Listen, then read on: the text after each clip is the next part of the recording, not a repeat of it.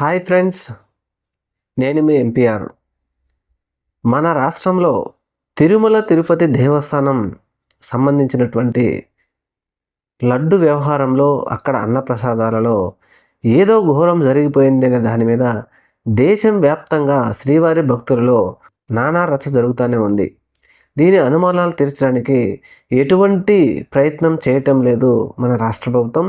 కానీ ప్రతిపక్షం వారు సుప్రీంకోర్టుకి వెళ్ళారు. సుబ్రహ్మణ్యం గారు కూడా ఇందులో పిటిషన్ సుప్రీంకోర్టులో పిటిషన్ వేశారు.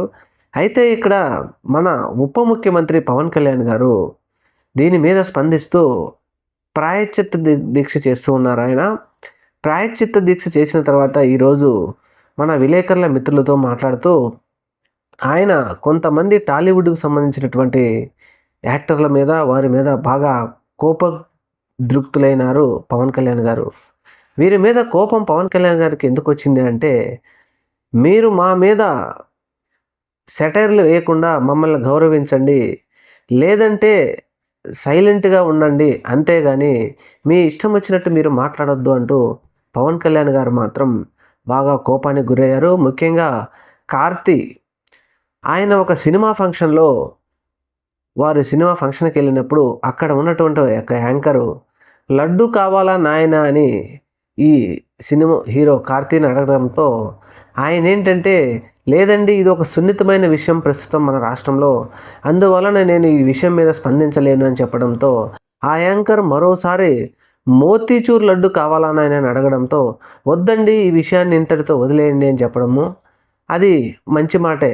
ఎందుకంటే ఈ విషయం ఏంటంటే ప్రస్తుతం భక్తులకు సంబంధించిన విషయం అండి, దీని మీద నేను స్పందించలేను అన్నట్టుగా చెప్పడము అది మరి పవన్ కళ్యాణ్ గారికి ఎందుకని ఆయన కోపం తెప్పించిందో తెలియదు. కానీ దాని మీద తీవ్రంగా కోప్పడటము, అలాగే వారి అభిమానులు కూడా కార్తీ గారి మీద తీవ్రంగా కోపం పెట్టుకొని ఆయన ఎక్స్లో నానా రకాలుగా ఆయన్ని వేధించడంతో సాయంత్రానికల్లా ఆయన ఈ గొడవంతా మనకెందుకులే అని చెప్పేసి, మరి ఆయన నిజంగా వాస్తవంగా అయితే అందులో కార్తీ గారు చెప్పిన దాంట్లో తప్పేం లేదు.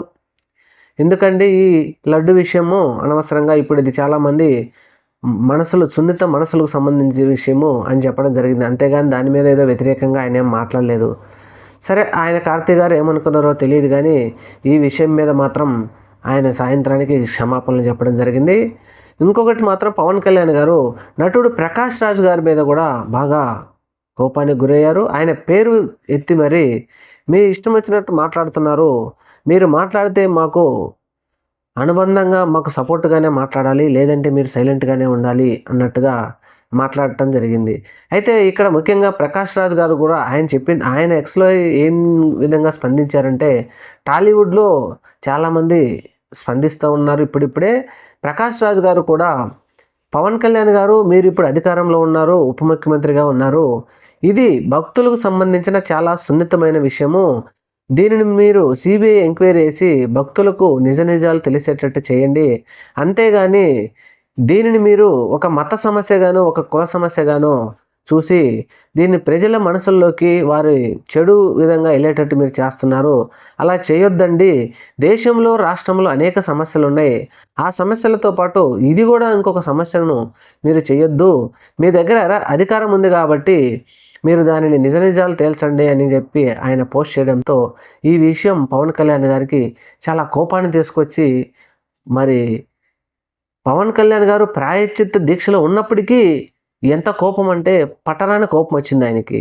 యాక్చువల్గా దీక్షలు ఎందుకు చేస్తామండి, మనసు ప్రశాంతంగా ఉంచుకోవాలని చెప్పేసి దీక్షలు చేస్తారు. కానీ పవన్ కళ్యాణ్ గారికి మాత్రం తీవ్ర కోపానికి గురవ్వడంతో ఇక తప్పక మళ్ళీ సాయంత్రానికి ప్రకాష్ రాజ్ గారు కూడా స్పందించారు. నేను మాట్లాడింది ఏమిటండి పవన్ కళ్యాణ్ గారు, నేనేం తప్పుగా మాట్లాడలేదు, నేను ప్రస్తుతం విదేశాల్లో సినిమా షూటింగ్లో ఉన్నాను, ఈ నెల 30 తర్వాత నేను వచ్చిన తర్వాత నేను అన్ని వివరాలన్నీ అందరికీ చెప్తాను, అలాగే నేను వచ్చేలోపు కనుక మీరు మరొకసారి వీలైతే నా ట్వీట్ను చదవండి అంటూ పవన్ కళ్యాణ్కి రిప్లై ఇవ్వడం జరిగింది. మరి చూడాలి. కార్తీ గారు ఏంటంటే ఈ సున్నితమైన విషయం మనకెందుకు లేని క్షమాపణలు చెప్పి వదిలేశారు. కానీ ప్రకాష్ రాజ్ గారు మాత్రం ఎట్టి పరిస్థితుల్లో నేను వచ్చి మీకు సమాధానం చెప్తాను అని చెప్పడం జరిగింది. చూద్దాం మరి 30 తర్వాత ప్రకాష్ రాజ్ గారు వచ్చి ఏం మాట్లాడతారో చూద్దాం. Thank you. మన ఛానల్ని తప్పకుండా సబ్స్క్రైబ్ చేయండి.